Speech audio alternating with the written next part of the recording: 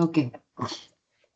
So good morning, good evening, good afternoon, everyone, from wherever you guys are joining today. Welcome to the Global Convergence Webinar Series, where we bring together thought leaders and experts from different fields to explore the convergence of technology and business. My name is Tisha, and I'm delighted to be your host today.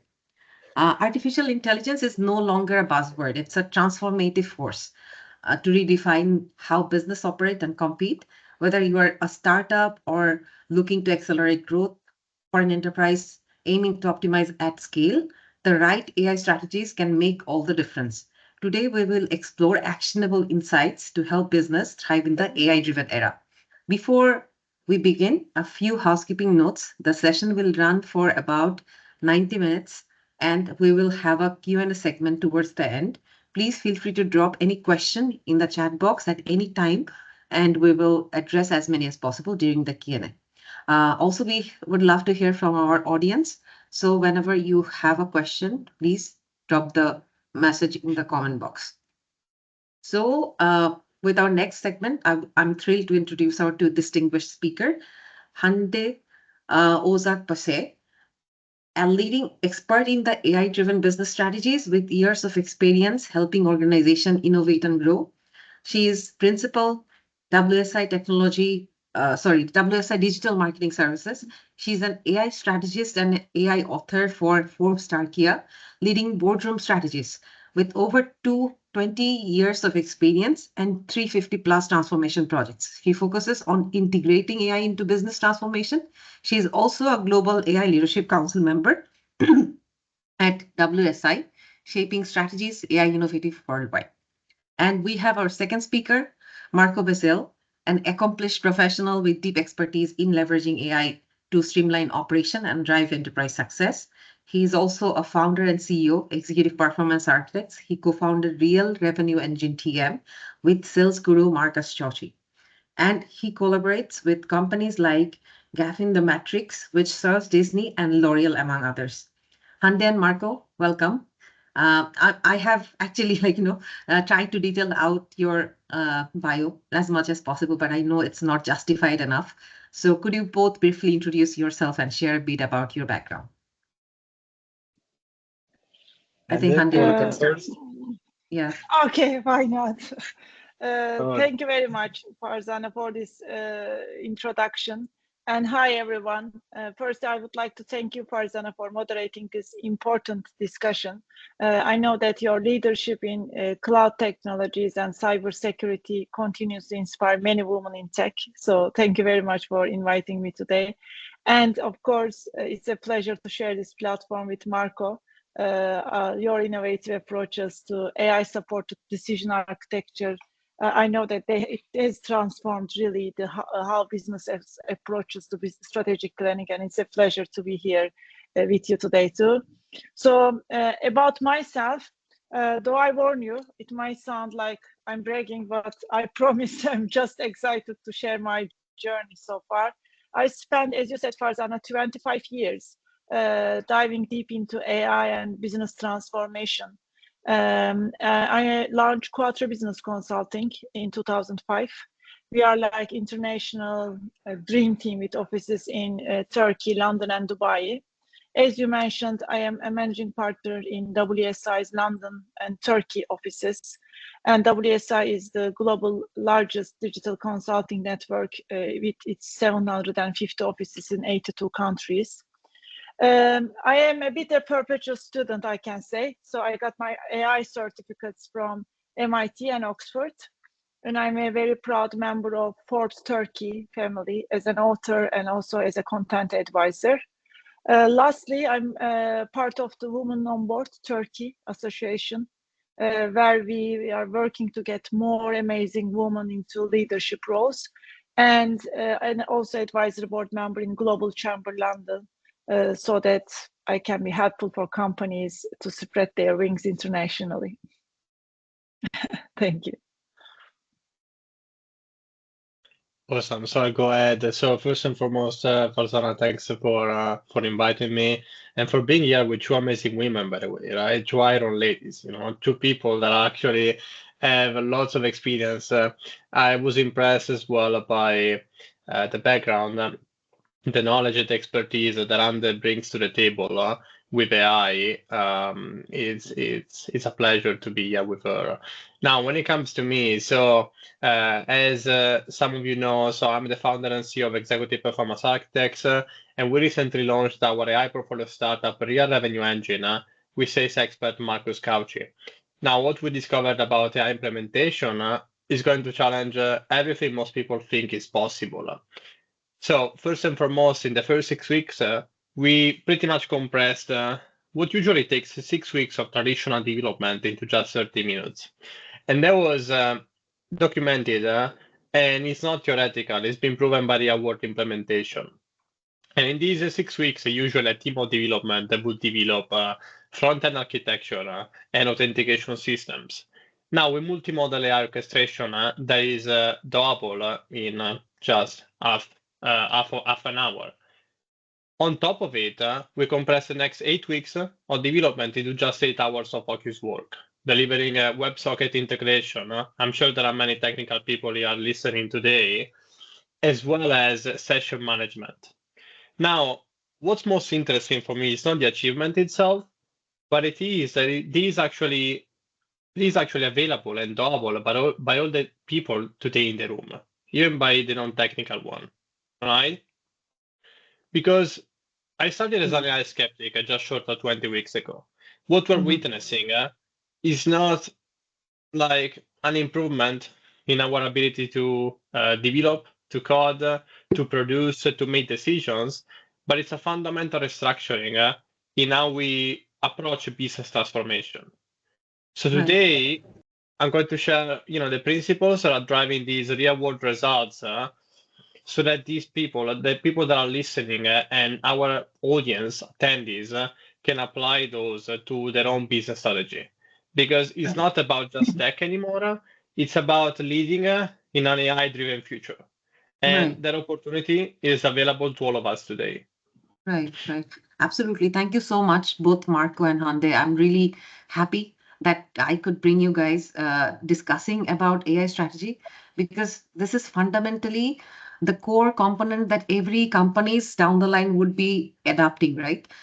Everyone has to go through this strategizing thing, how they would be implementing AI for their business automation, from operations to to scale it up. So I think you mentioned, Marco, when we first met, with the introductory call, you mentioned about agentic AI and how, without being a core developer, you could actually pull as a AI developer down the line or architect down the line, right? So I think that we would, if it's possible, then you can also bring the reference to the table. But just to start with, what does AI strategies mean for startups, like the startups which are coming forward?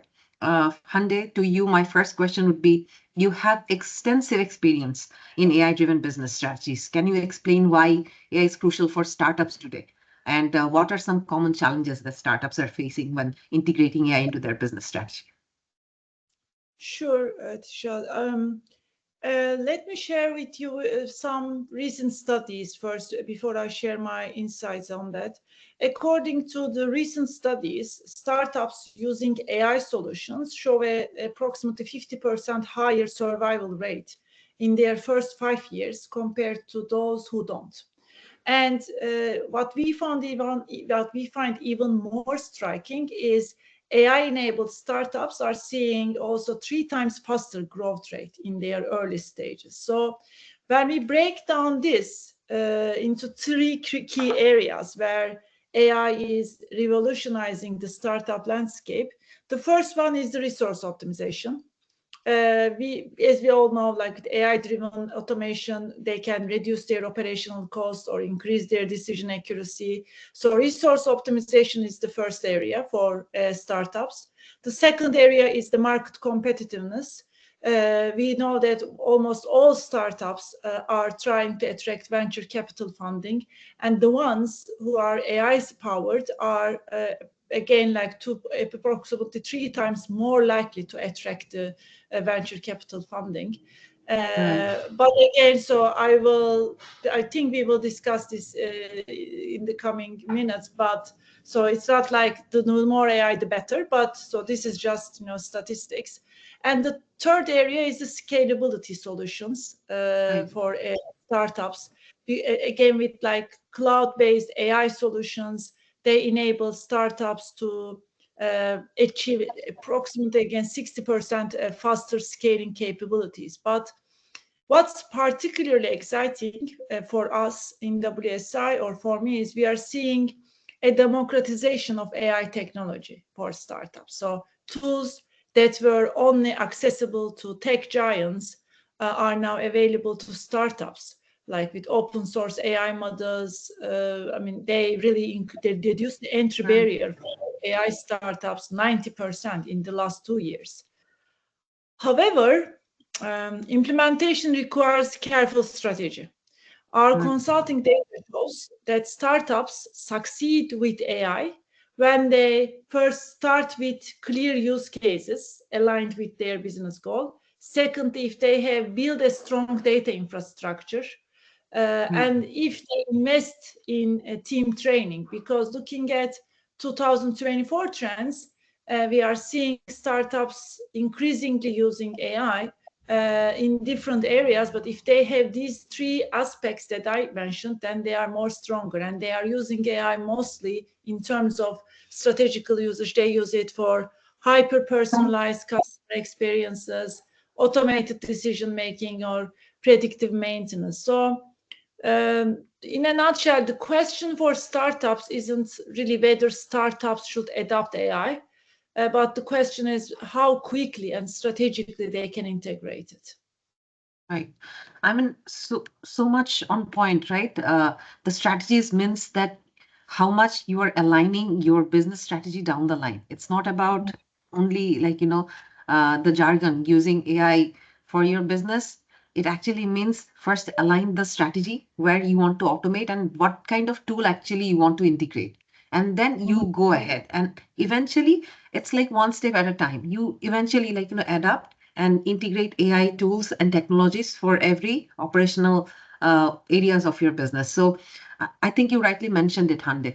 It's very important that we align these strategies, in the very first place, to not only with startup, but also for the other companies who were thinking about adopting the strategy. So Marco, from your experience, how can startups leverage AI agents to streamline their operations and enhance decision making? Can you share an example of a startup successfully implementing an AI strategy? Yeah, totally. So for your one. Yeah, totally. So first and foremost, I appreciate what Hande shared, because truly I think AI implementation is exposing a problem that was already there, which is most people are approaching business transformation in a tactical way, not in a strategic way. So they think about AI as a tool, not as a force for change. That is the issue right there. Now, when it comes to AI, when it comes to implementing AI for startups, so the difference between startups and enterprises is that pretty much startups are looking for velocity. They're looking for speed, because they are in a market. They have to hit the right targets in time, otherwise someone else will. Right. So the way they integrate AI, the way that we integrate AI agents, I mean, I can talk for startups because we're a startup ourselves, right? So first and foremost, faster decision making. Right now, the market is very volatile. So all startup founders want to do something and they want to do it right. They want to make decisions well with limited information in time, right? So it's not just about having a stakeholder, having like a board of stakeholders where each decision takes 6 weeks and they're not even agreeing with each other, right? It's about making a decision in 48 hours and actually making it right with limited information in a volatile market. So that's one way they can leverage AI agents. So AI agents, they can build in such a way that they represent a digital twin of each and every member of this small team with their personality biases, with their cognitive biases, with their even potentially their consciousness level, so that all of these get addressed in the final call, and everyone gets served, right? Like in a flat hierarchy style. That's one way. Another point, another use case worth mentioning is, of course, focusing on automating certain tasks for like content creation, like marketing, sales assets, sales automation, right? And automation was already there, right? We were already automating things like, CRM, like sales, like marketing. The difference is when you integrate generative AI in the whole ecosystem, it can extract insights. It can, generate text. It can generate images. It can generate videos. So now you can pretty much augment the power of automation by 100x, by 1000x, right? So that's really, in a nutshell, a couple of use cases for startups that we experienced that ourselves. So you already spoke about this agent models, right? So just wondering how fast an agent model can be built and also how fast it can be trained. Because whether it's a startup or enterprise, obviously this agentic AI is gonna bring revolution. And if I'm thinking about revolution, what is the speed that it's gonna give it to anybody who's thinking to integrate? Yeah, totally. So the most interesting part is that through the partner that we're working with, SmithOS, they just launched a new functionality which allows people to build AI agents in minutes. Right? They have their own language learning model, and it's an AI chatbot which builds you software components, almost like as if it was a software engineer. So in that regard, the ability to build an AI agent is faster than ever before, right? Now, of course, you still need to have some kind of expertise in connecting the APIs, right? In actually gathering the APIs and actually understanding how these components work all together. But granted that you have these, by creating an AI agent, a simple AI agent, and implementing it could take a few hours, a couple of A few hours. hours. Wow. Yeah. Yeah, That's even amazing. 30 minutes to an hour if you know what you're doing, right? If you're a developer, like the people that most likely are listening right now, and I'm going to share with you guys a guide at the end of this webinar. But is that fast?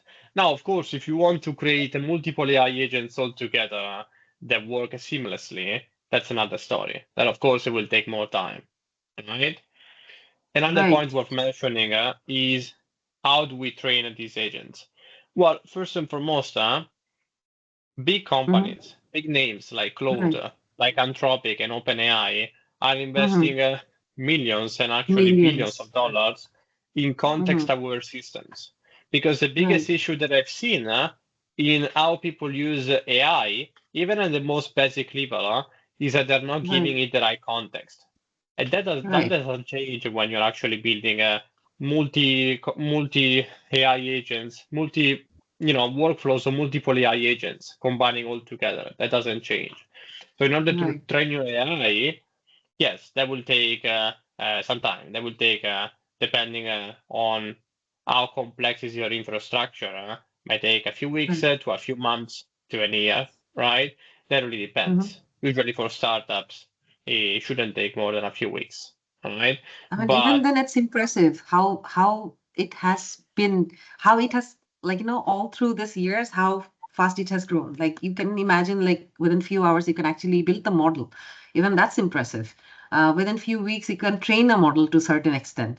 I mean, when we first started our journey, training the model, it would actually take at least a few months, 2 to 3 months. I'm talking about 5 years back, when we first started with modeling and then training AI models and stuff like that. So yeah, it's really impressive that how far we have come as a service provider or as a company, companies all over the globe who are working on AI technologies, right? Yeah, it's really amazing to see the growth. And still now, I see a kind of there are some kind of mental blocker for enterprises to still adopt AI, or at least strategize their business plans with AI strategies. So in that aspect, Hande, how do AI strategies differ when applied to a large enterprise compared to startups, for your reference? Thank you very much. A great question. So AI strategies are quite, as you said, different between startups and large companies because the two work groups have different priorities. They have different resources and they have different goals. When we look at the startups, as Marco said, they are mostly focused on being agile, being more innovative and fast growing. Therefore, Right. AI applications are initially aimed at small-scale, low-cost, and quick results projects with startups. And they often use AI to gain competitive advantage in a specific product or service, like cloud-based AI tools or open-source technologies, and all flexible solutions are widely preferred at this stage. For example, they use it to leverage the power of AI to personalize customer experience, or they use it to optimize marketing campaigns. Whereas when we look at large companies, they require a broader strategic approach because of their scale and due to their organizational complexity. AI integration not only increases for larger companies, it does not only increases the operational efficiency, but also aims to transform the organization's overall business model.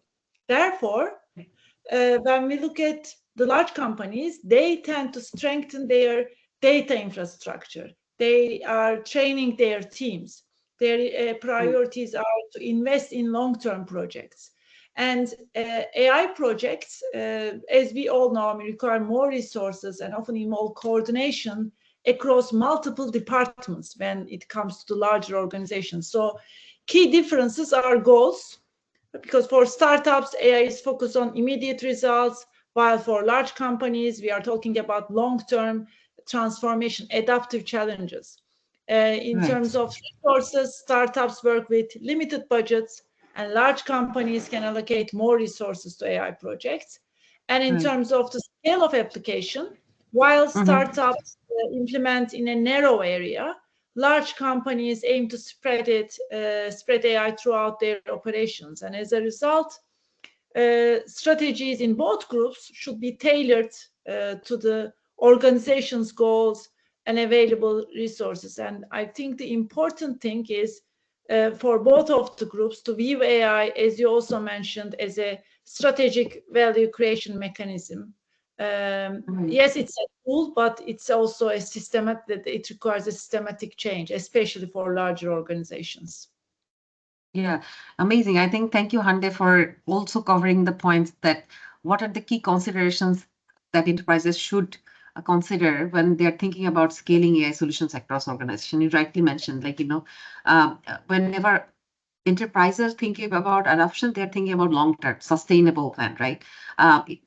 Where they can integrate, but it will take some time because they have channel integration that's going to happen, or multi-department integration that's going to happen. For Marco, how can enterprises use this agentic AI architecture to manage complex work flows and improve productivity? How is agentic AI actually contributing to this, managing part? Do you have any specific example where people are getting the benefit for having a network of AI agents for large scale operations? You already, please. Yeah, totally. So first and foremost, connecting with Hande, I wanted to address one point, which is I think that people are having barriers when it comes to implementing AI, not only for their cultural, outlook for how they actually think about AI. It's going to replace our jobs and such, but even because back in 2023, when ChatGPT came out, everyone rushed into implementing it. And eventually, what happened is that they implemented it in a very tactical way without any context. It wasn't working properly. Plus, ChatGPT system prompts are designed in such a way that it really sounds like an AI. It doesn't sound like a human-like chatbot, right? So that's something that I wanted to address. Now, when it comes to the question, so there's one example that I had in mind, which is, and I think it is actually familiar even with the people, to the people on board today, which is product lifecycle development management. So usually when you develop a new product, you have the idea stage, you have the design, development, testing, and deployment. Now, our agentic AI helps in this regard. So first and foremost, you create multiple agents that collaborate together. You have an idea agent. So the idea agent is tasked with gathering research surveys and meetings and feedback transcripts from all the calls with the team, right? The idea agent gets these context and it develops several ideas and it ranks them based on business goals, objectives, metrics, criteria, and eventually it asks for feedback and it shares those ideas with the team, right? Then we have once idea is chosen, we have the design agent. So the design agent is tasked with creating mockups. We're creating design, wireframes, UIs, and so on and so forth, and eventually collaborates in a feedback loop with the idea agent to understand if it's actually doing the right work. And then at the end, it shares with the design team the mockups for feedback. Hey, am I doing a good job here? Once we move forward with the development, the interesting thing is that nowadays AI is very, very good at development already at coding. However, the development agent doesn't really code itself alone, and that's it. It actually shares with team members, right, a specific coding task based on tenure, expertise, and domain knowledge, right? And eventually, he starts the packaging of the whole coding. Then we have the testing agent. So the testing agent pretty much creates the testing scripts necessary to see if it's actually working properly, right? And the interesting thing is that a testing agent could also actually use machine learning models. Like for instance, SmithOS, a platform that we're using, it does allow you to integrate all the machine learning models from Hugging Face. We're talking about more than 350,000 models, right? That are available, right? Now we use machine learning in that case with the testing agent to foresee, to predict potential failure points, so that we can come up with specific solutions. And then at the end, we of course have the deployment agent. So deployment agent collaborates, of course, with the operations team, with the marketing team, with the sales team to ensure a proper product launch. So that is truly an example in decent detail of how an enterprise could use, even for a new product launch, could use agentic AI in a real life scenario. Awesome. So whenever we are considering cross-sector AI applications, so Hande, can you discuss some innovative AI applications you have seen across different industries, and how can businesses in traditional sectors adopt AI to stay competitive? What do you think? In terms of different applications, like first of all, healthcare, finance, manufacturing, and professional services are the 4 leading industries in terms of applying different AI innovations.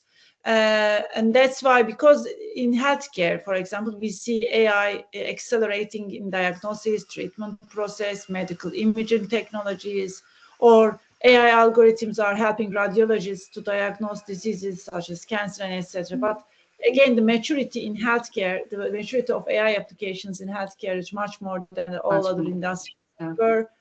We were in Oxford University yesterday, hosting an event is WSI AI Impact Series, AI in Climate Tech.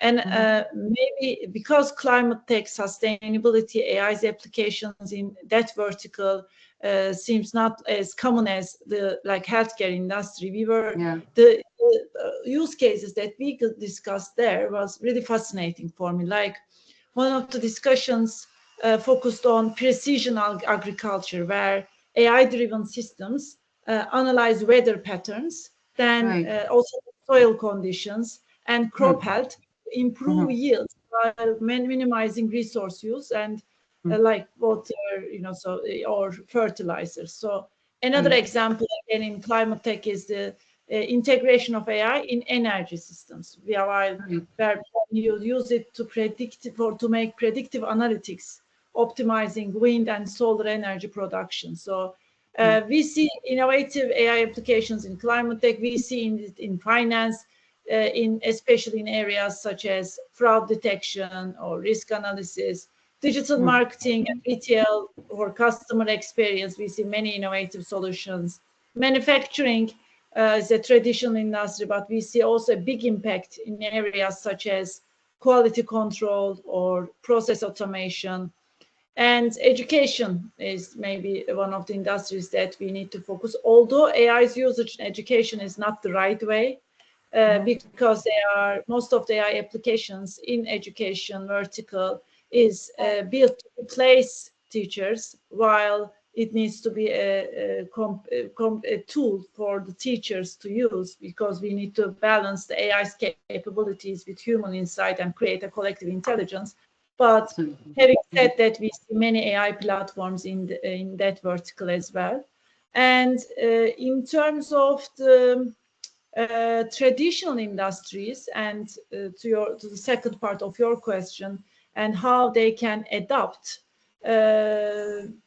I can say that it's like when we look at those industries and when we have the customers in that verticals, we imagine us like updaters of a historic building. So we want to preserve the character of the company while adding some modern, the modern conveniences. And that is how we approach to AI adoption. And to be practical, there are some practical steps that I saw which works for traditional industries, which is first starting small and thinking big. I recently worked with a 100-year-old manufacturing company, and they began with just one AI application, predictive maintenance. Within 6 months, they reduced the downtime by 30%. And the key here was because we started with a focused problem, which is very well understood. The second one is building a data-driven culture in traditional industries is very crucial. But what many miss in that traditional industry vertical is they sometimes collect more data, but not the right data. And this is, as Marco would agree, I can see from his nodded hands. I mean, the data has 5 characteristics, and the bigger, it's not about having only the data and the amount. So in a nutshell, for the traditional industries, like we use AI usage for, let's say, traditional retail chain using AI for inventory management to reduce waste, or a legacy insurance company using automated claim processing so that they can cut the risk. Or we had a customer, a family-owned agriculture business, used AI for crop forecasting. So for traditional industries, education is critical, but it needs to be practical. And they need to maintain their core values while using AI. So that's why they need to have the AI literacy to differentiate the good marketing and AI.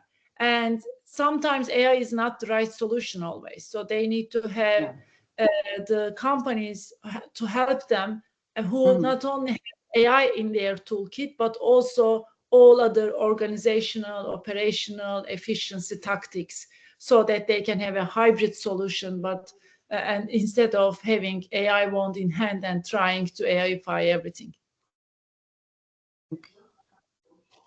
I mean, yeah, I think I can relate whenever you were talking about the fast adopters or the industry verticals, those who are using AI adoption fastly. You mentioned about banking, telemedicine or health tech, agri-tech though would be a newest version that people would be using, but manufacturing, logistics, these are the fast mover, right? They are using the strategies and tools, like, for and advancing their business. And also traditionally, yeah, it's small step at a time. Again, we also have been focusing on primarily for industry segments. MF, FSI was one of them.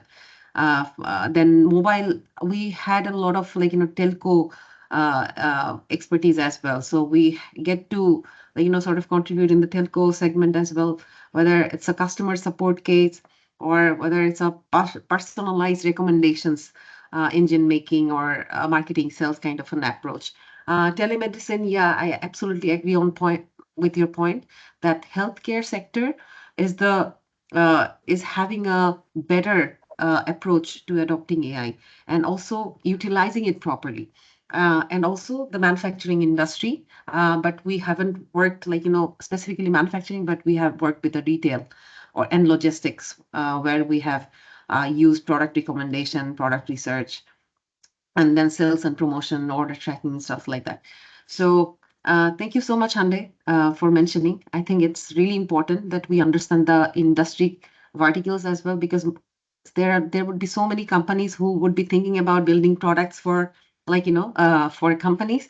But then again, if they don't understand where the business would be, I think for them it's very crucial to understand what industries would they be able to consider whenever they're thinking about building a product. So for Marco, I would now have the next question to you, that what trends do you see emerging in AI that will impact both startups and enterprise? How can companies prepare for these trends to ensure they remain at the forefront of innovation? Yeah, no, for sure. So of course there is a double-faceted question. If you let me, before actually addressing that, I would like to answer the question in the chat from our guest Tani Moll. So the question is whether developers can actually provide AI augmented coding as a service, and how would it change? So I'm using Bolt.new as well. We're using Bolt.new as well. We've been using it for your revenue engine. So we know this tool very well. The difference between a developer and an AI augmented developer is that AI allows you to focus on the strategic logic of the product that you're building. Okay? That's pretty much the main difference between an AI-driven developer and a normal developer. You don't have to waste time on syntax, on silly errors, right? You don't have to waste time on that. You can actually focus on the strategic layer of your product. What is the logic? What is the business objective? So you can pretty much turn from a developer to a solopreneur. That's the difference, right? Eventually, once you actually get an hold of these, you can turn into a solopreneur because you start to augment yourself and you start to develop a multidimensional approach to whatever you're building, right? You're actually starting to see not at the syntax anymore because that is taken care of from AI, but you're starting to see the patterns and how it can connect to a business case, how you can sell it, right? How you can market it. So you can turn potential into a solopreneur. So that is what I'm seeing for this question. Now, to address your question, so that's an interesting question and something that I was expecting as well. So there are several trends that I see playing out these days. First and foremost, and Apple actually pioneered these lately with Apple Intelligence. We're seeing the rise of smaller language models, right? Not large language models, but small language models, which means you take an existing language learning model and you make it much more specific and much more trained on your data. And eventually it turns into your own language model. However, it's much faster, is much more trained, is very specific, and it does cost you way less. All right. So eventually, what we're gonna see is that, as Hande was saying, AI is actually helping us democratize evolution across industries and verticals, but even across different sides of companies, right? Whether you're a startup or you're an enterprise, you can access AI, and sometimes startups do much better, right? Because they're just much more agile. They can just implement it right away, and they're just much more open to it. As a matter of fact, a research that just was published said that Gen Z people are all using AI at their work, right? Even the ones that are using it, and maybe the employer doesn't want to, right? That is called the shadow use of AI. However, that is the first trend that I'm seeing. The other trend is absolutely the rise of autonomous AI. Now, there is a tool that I've been seeing lately, which is called the runner.age, and pretty much allows companies to automate their entire HR function. Now, the interesting thing is that so far, with ChatGPT, Claude, and so far, we've been witnessing pretty much scaling laws stage, right? Where we actually have generative AI playing out, but it's very much about assistance, right? It's very much about assisting AI to get certain results. With autonomous AI, it's going to be very different. You know, imagine like an AI that can get into your system and it can play out all the HR functions that you can think of. That's where we're headed. Now, another trend that I'm seeing, and I promise this will be the last that I'm mentioning, is a multimodal AI agent, right? So it's not just about text generation anymore, but it's about video generation, image generation, music generation, because the goal with AI is turning it almost like into a human, where as humans we process inputs in different ways. So we process images, we process videos, we process smell, right? We process text, and eventually we make a decision based on that, right? Our neurons are very, very powerful. Now, that's the other trend. One last thing that I want to say, and then I'll leave the word to Hande, is that I see the combination of multimodal AI agents and eventually small language learning models. And the other trend that I witnessed to be combining and potentially creating in 2026 the first pseudo AGI, right? AGI, artificial general intelligence, is being talked about lately.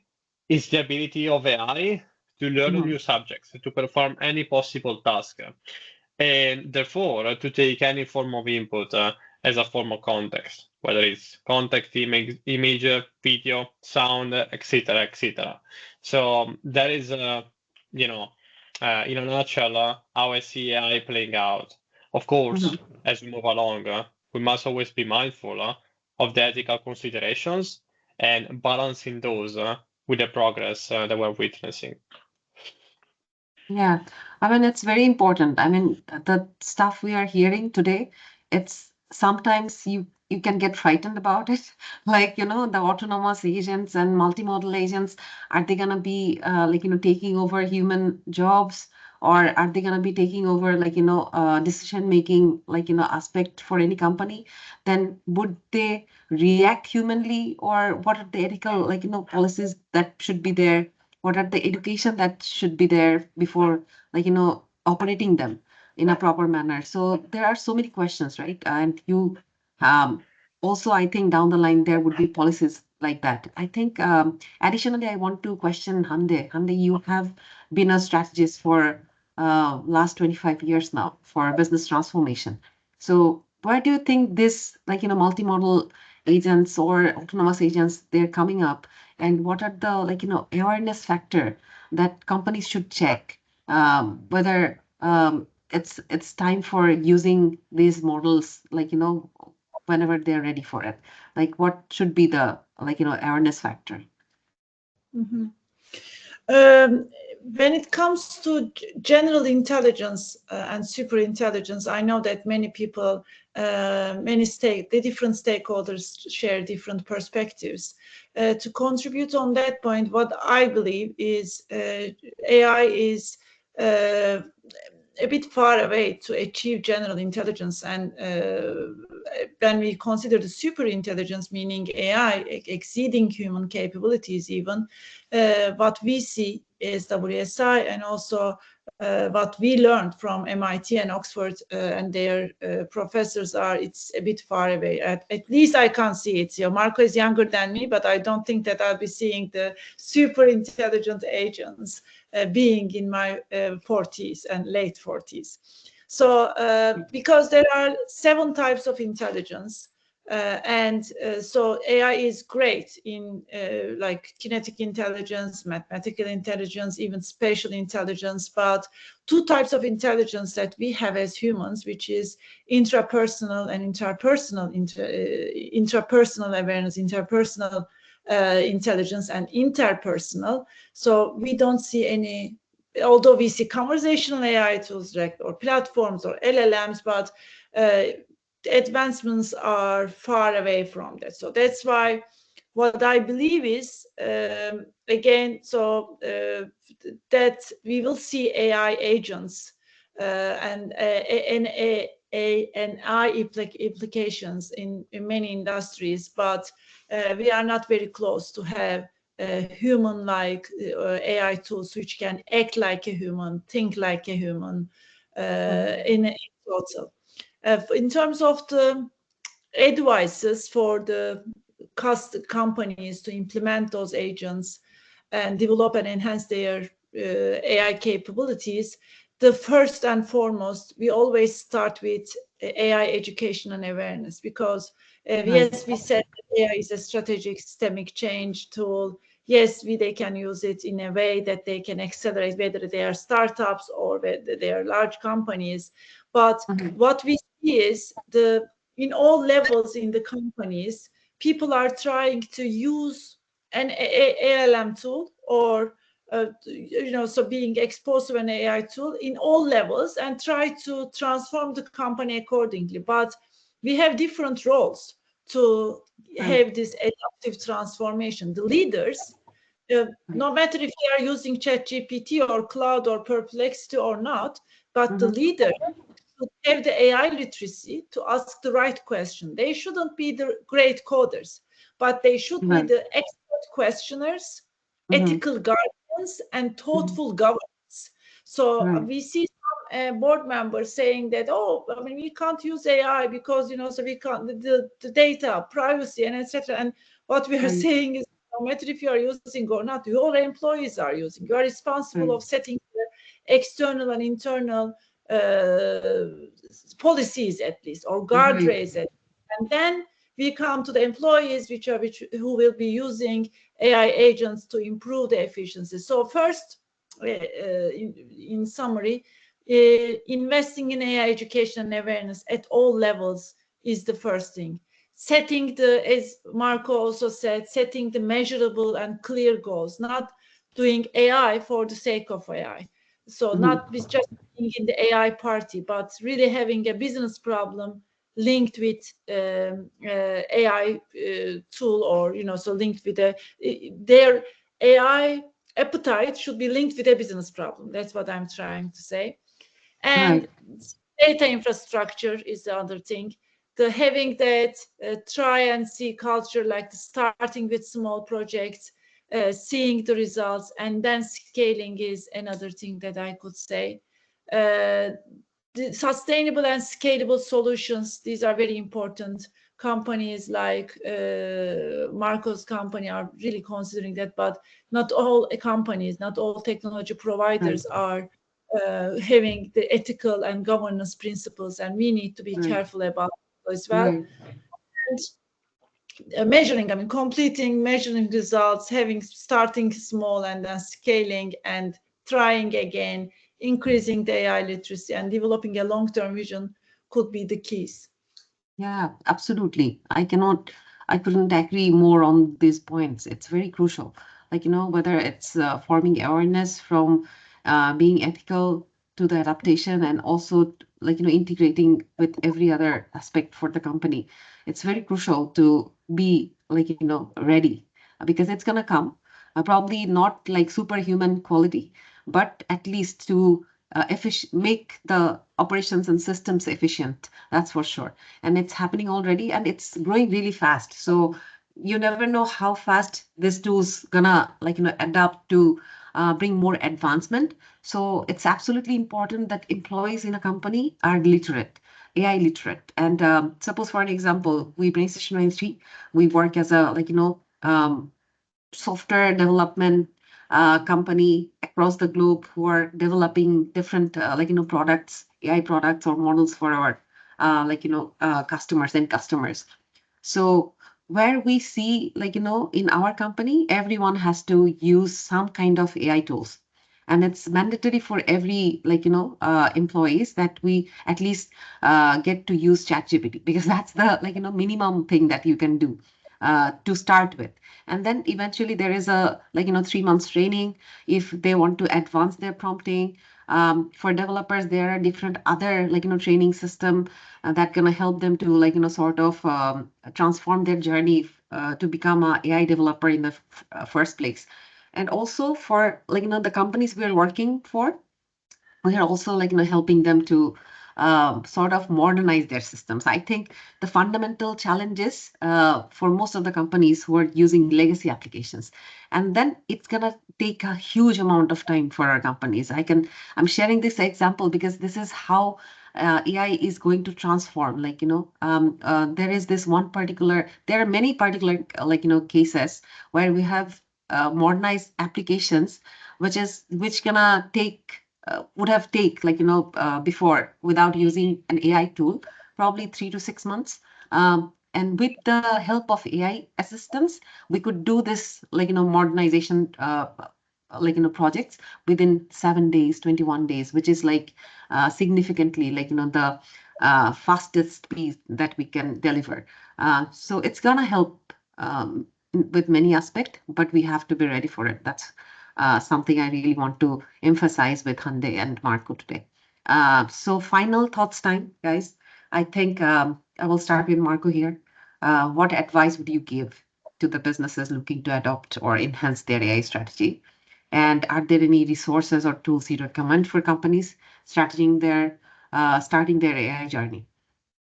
Yeah, totally. So first and foremost, as Hande said before, you should start small, right? Especially if you're just a beginner, you should start small. So start with one single goal that you want to achieve, one single business objective, and start implementing AI. Now, the journey is going to look different whether you want to do this yourself. So maybe you're a solopreneur and you're just starting out, you want to learn this yourself. Then in that case, start small. Maybe you don't have the resources yet to build multimodal AI agents or complex workflows. That is not going to work for you right at this stage. So as a solopreneur or as a small startup founder, start with generative AI. Right? Start with generative AI, learn prompting, and start getting good results. Because before you know, you'll start going to use AI even to make decisions, right? Even to analyze patterns, behavioral patterns. There are all sorts of application, right? When it comes to the tools for startups, I mean, there are several tools out there. Some worth mentioning are definitely tools like Opus Clip or Gamma.app, which allows you to pretty much create pitch decks, slide decks, websites in a very fast pace. Now, when it comes instead to bigger companies, right? So when it comes to choosing your service provider, you should always be mindful of the ethical considerations, right? How they're actually implementing AI for themselves. That is the first question that you should be asking, right? Because from there, you could see whether they are implementing it in the right way, whether it aligns with your values, with your objectives, with your vision, right? Secondly, data infrastructure. AI to work well at this stage, yes, it's improving, but it still needs a lot of context, right? Therefore, you shall invest into the proper context, into the proper data infrastructure to ensure that AI is going to work properly for you, that AI is going to give you the right advice at the right time.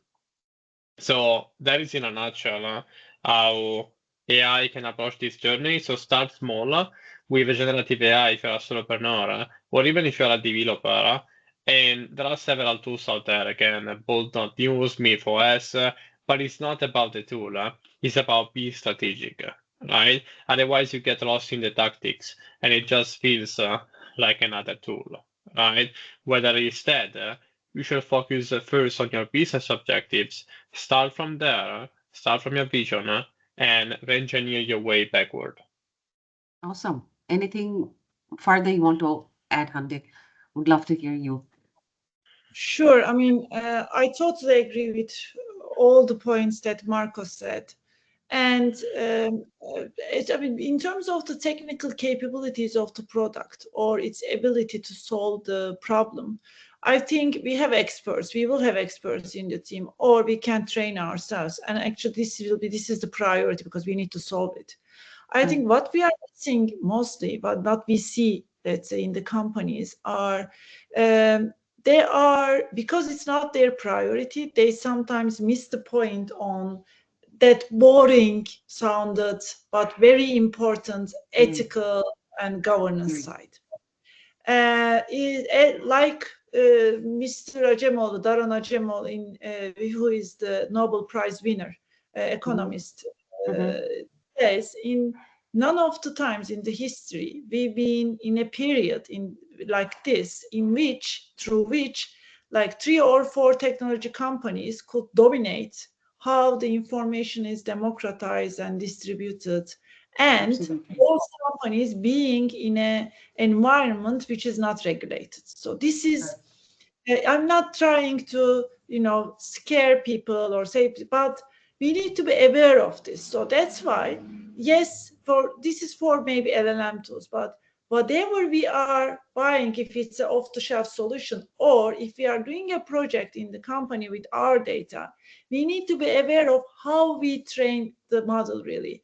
Not only the technical features or aspects, but also, is it biased? Is it how diverse it is? Right. So I think as human beings, we are responsible of creating purposeful, responsible AI applications. Again, so looking at just from a technical perspective and bringing just starting small. I mean, these are all important, as I said, as Marco said, but we need to, like our motto in WSI is embrace digital, but stay human. We need to stay human. We need to use our human leadership capabilities to approach all the problems as well. And we need to make sure that we are leaving responsible and purposeful AI products to the next generations. Right. And I was invited in the UN AI meetup kind of a program where we were discussing about the policymakers, down the line, that should we start with policy first or adaptation? That's the question, real question, right? Whether a company should start with the policy first and then adopt the AI tools and building models and stuff like that for them, or should they be starting first and then accordingly make the policy and then sort of revise it whenever it's necessary? So what do you think? Should the policy come first, or? I think, first of all, we need to know perfect is the enemy of the good. If we will try to have the perfect policy at first and then start and do the AI project, this process will fail. If we try to first start and then postpone the policy as a whole, to the next step, then it will fail. So we need to be, in a generic terms, like agile. So with AI policy, I don't mean like the booklets that we need to distribute to our companies, but internally and externally, how will we use the data? What won't we? And it's not like what we do, and just documenting it may take longer. But at least prioritize the things that you want to. Prioritize the ethical and bias and privacy-related issues for your stakeholders, for our customers, for our employees, and write one piece of paper as a policy. Start with that. try, Right. implement one result, and then update it accordingly. So prioritizing one to each other won't work. So we can start simultaneously with small steps. Awesome. I think, yeah, we had the same discussions in the event, and we actually had this agreement that it's gonna happen simultaneously. Excuse me. Sure.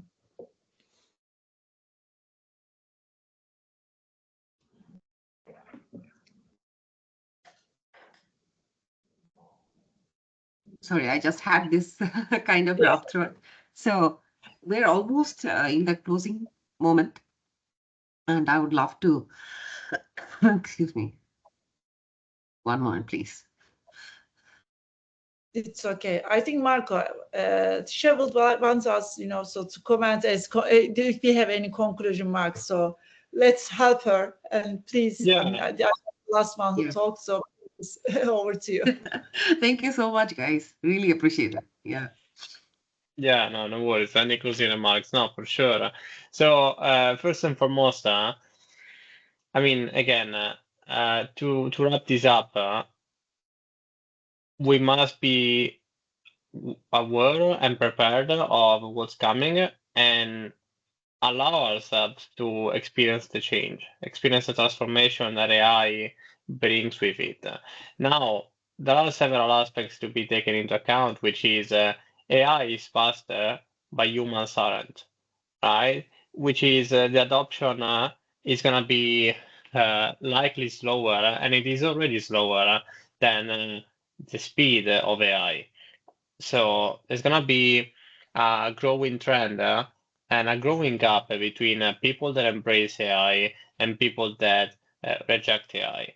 And eventually, this is going to pretty much reflect into their balance sheet, right? Because the companies that are adopting AI are going to grow much faster. They're going to land the bigger clients. They're going to pretty much dominate the market, while the others will be left behind.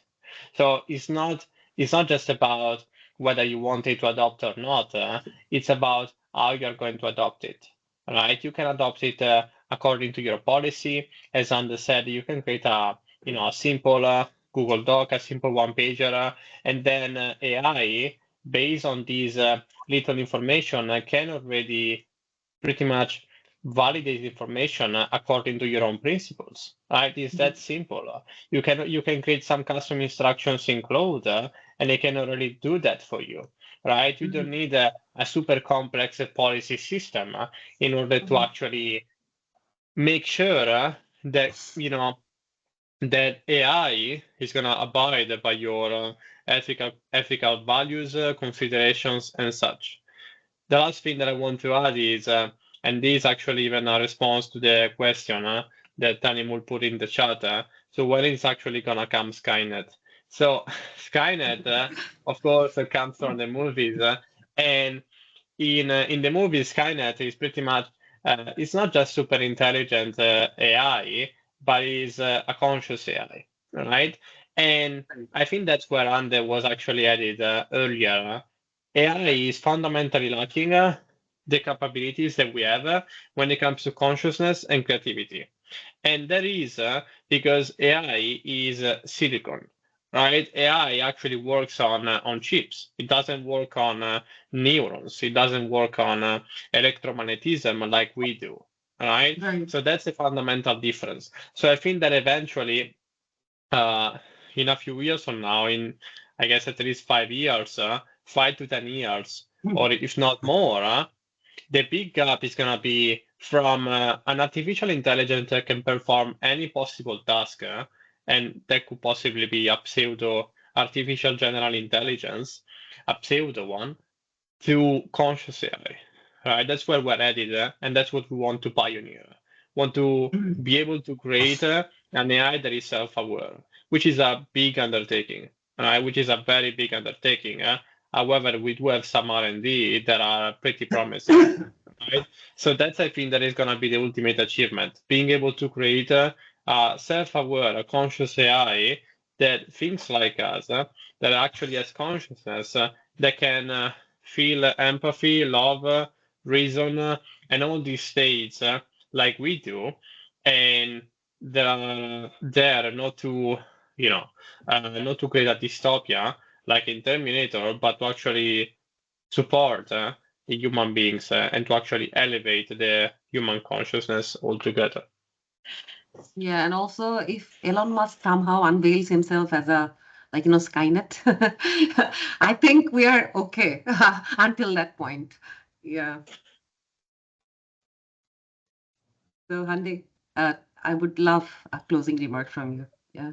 Sure. I mean, although we share different expectations in terms of the time when the AGI will come and etc., but I really love to see. I mean, assuming that I agree on the timing, we are in a period of people, human beings, losing their consciousness and emotional. I mean, we will create more artificial intelligence, having that actually in total with artificial intelligence and our intelligence, it will be much better if that road is correct.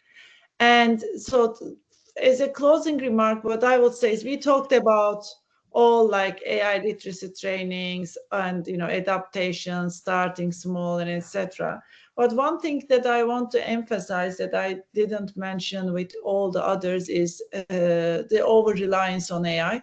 So we think AI can solve everything, and we think that in most of the companies, what we see is they think that the most successful companies have the more AI, the better.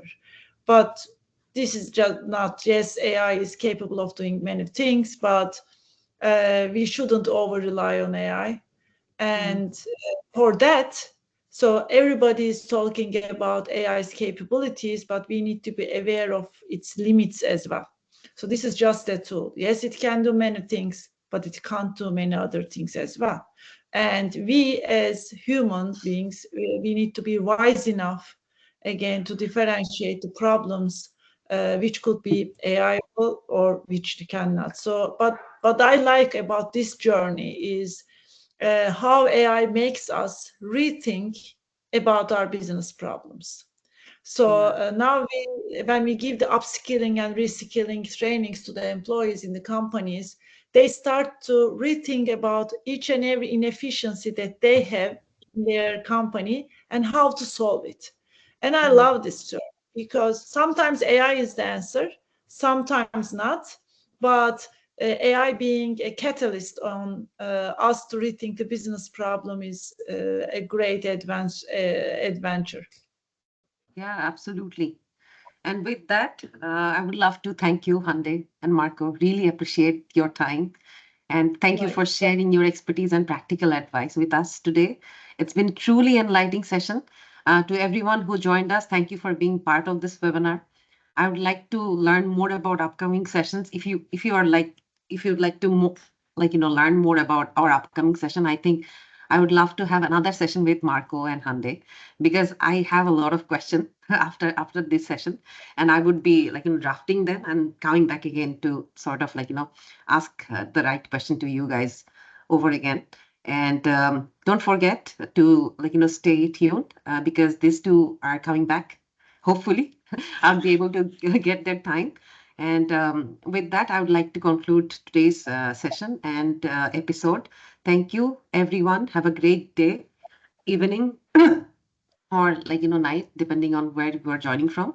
And goodbye. Hope to see you in the next session. Thank you, everyone. Thank you, Hande, once again. Thank you, Marco. Thank you, Tisha. Thank you. Bye. Thank you, Hande. Thank you. Bye-bye.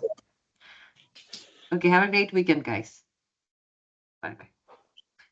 I'm going to share the recording session after, I think on Sunday, you would be able to see it. And also I'll share the separated version, individual one, if I can do that. Yeah. And before YouTube publishing, do you want to see it, or how do you want to No, it's okay. All right. Okay. Thank you so much. Okay. Bye-bye. Bye-bye. Bye-bye. Bye.